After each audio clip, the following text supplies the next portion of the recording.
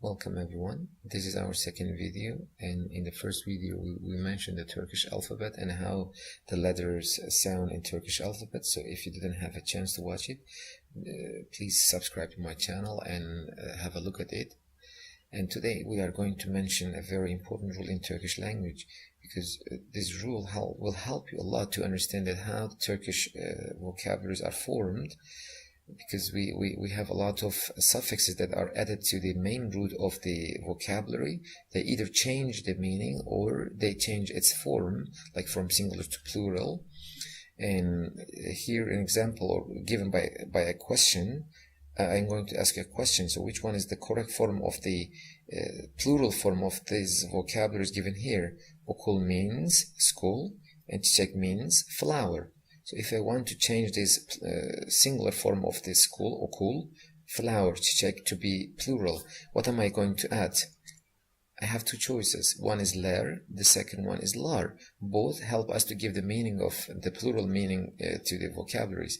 Here, ler or lar, okullar or okullar. Which one is the correct answer? Çiçekler or çiçekler. So what is the correct answer here? I'm not going to give the answer now, but at the end of the video we will come back to this page and you will be able to answer yourself. If not, I'll help you. And let's get started. The vowel harmony rule in Turkish language is really important, because all Turkish people, they follow those rules when they form their sentence or vocabularies. The first one is the hard vowel harmony chain.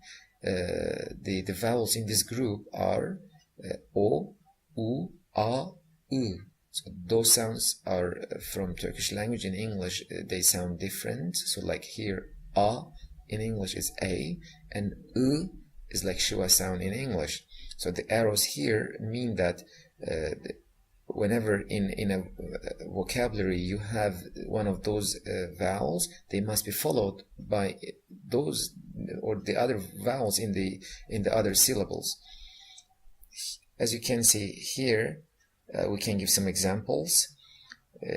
Kapıcı means the janitor or the watchman of the buildings or some places, or security guard. When you start with the ka, then you have to follow it by one of those vowels. So it continued here by ı sound. So kapıcı. We don't, as a Turkish, we don't expect to have an I or E sound here, E and E here. And ağaç means tree. So you see here that A and A, there are two vowels that we have in this group here. And kutu means box. We have U in English, but U sounds in Turkish, kutu. So you see here that U is in the hard vowel harmony chain. Karanlık means darkness, and here we have a and in this vocabulary. And in the second group of the vowels, which are named as thin vowel harmony chain, you have the vowels with the dots, as you see here, ü, e, and e. So those vowels must follow each other in the vocabulary or in the word. You see here that kibirli means arrogant, and you see here we have ki, bir, li. They are all the e sounds that we have here. And seyirci means the audiences, and you see here that seyirci. Those all vowels are in this group. You don't expect to have another vowel from this group. They must be followed each other or following each other. And those vowels are only found in this vocabulary. So the second one finished, and the third vocabulary here is incelemek. Incelemek means to inspect. Here e, it's found here. C, le, mek. They are all the vowels in the second group of the vowel harmony rule. Derin means deep. You see here, de and e both are found in this group. Peynir means cheese. E and e found in this group. Yüzük means ring. and both are found in this group. Sin, the rim means digestion, and all eyes are in this group. There are of course some rules and some exceptions, and I will mention those exceptions and some important points of this rule. The first one is that the O and Ö sounds never repeat themselves, so you never expect to have a word containing 2 or 3 O's in different syllabi, but and the same thing happens for the Ö. You never find any of the Turkish vocabularies that contain 2 or 3 Ö's following each other in the same word. So they are not repeating each other, but they might be followed by the other vowels. This is okay. And another exception is here, we have some compound names in Turkish that are made up of 2 different vocabularies. Like here, example is given.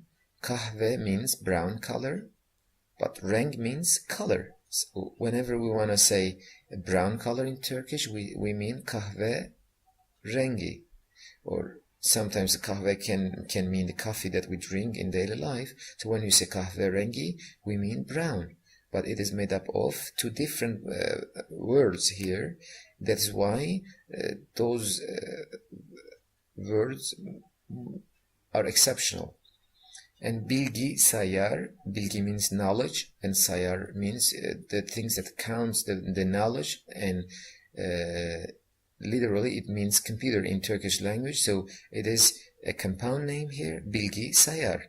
So it is made up of 2 different words. That's why it is not found in this first or second part of the vowel harmony rule. So when we say bilgi sayar, I is followed by E. This is correct for this first part, but the second part, A is in the first group, but E is in the second group of the vowel harmony rule. That's why it is not applicable here. The rule that we had there are not applicable. And pazar tesi, pazar means Sunday, and ertesi means the following day, or the thing that follows the pazar. Okay, the day that follows the pazar. When we say pazar tesi, we mean Monday, because it is the day following Sunday. So when we say pazar ertesi, we mean the day after Sunday, which is Monday. And when you make it a combined name here, you see that pazar. It's okay, correct the first part, but the second part is not correct when you consider the vowel harmony rule. That's why also this is an exception. So whenever you see any compound names in Turkish, you will understand that they are formed by 2 different vocabularies or words, and they might be exceptional considered to the vowel harmony rules. Is this the only rule? No, of course, that we have some other rules which are exceptional, which are not, in which rules that we cannot apply the vowel harmony rules. So here you see that there are some vocabularies that are already derived from the foreign languages. So originally they are not Turkish, but we use them a lot in Turkish. Like here, potatoes in Turkish means patates. This is not a Turkish vocabulary. That's why they name it as patates. You might find that a and e, they are not in the same group of the vowels, but they are used here. And television is in Turkish is named as televizyon, but here I, they are all in the second group of the vowels, but o is in the first group of the vowels. So this is also exceptional. The mandarin that we eat a lot in daily life, especially in the winter season, is named in Turkish close to the sound that we have in English, mandalina. So a and a belong to the first group, but e here belongs to the second group of the vowel harmony rule. That's why this is also an exceptional vocabulary. And here cigarette is named in Turkish as sigara. E and a, they are from the different groups of the vowel harmony rule, and this is also an exception in Turkish language. And here you can see that those derived languages, even if they don't follow the rule, whenever we add a suffix, then those suffixes must follow some rules. So here you see the suffix that we are going to add will follow the rule of the last vowel here. So the last vowel is E. That's why the suffix that you are going to add will follow the rule according to the last vowel of this vocabulary. So this is E. That's why the all vowels that we are going to have in the following suffixes must follow the E group, which is the second group. So it must contain E, I, U, Ö. Some of those. Here, patates means potato, but when you say leri means potatoes. So patates leri, or the potatoes. Here you see the rule. Television or television, you see that the last vowel is O, which belongs to the first group of the vowel harmony rule, and that's why it has to be followed by U. Mandalina means mandarin or tangerine. Here A is the last vowel, and then it's going to be followed by So you don't expect to have E or E or Ö or Ü. So sigara means cigarette, and here is the last vowel is the A, so it has to be followed by the first group vowels. And here is a different rule that needs to be mentioned in Turkish language. Whenever you add some suffixes, like here as mentioned iyor, which gives the meaning of present continuous tense, or meaning that you are doing something now, and it might end, the verb that you are using might end with a vowel. So whenever you add these the second group of the suffix that you are going to add as a second group here, also it contains and starts with a vowel here. So you have a vowel in the last part of the word, and you have vowel in the first part of the suffix that you are going to add. So what happens?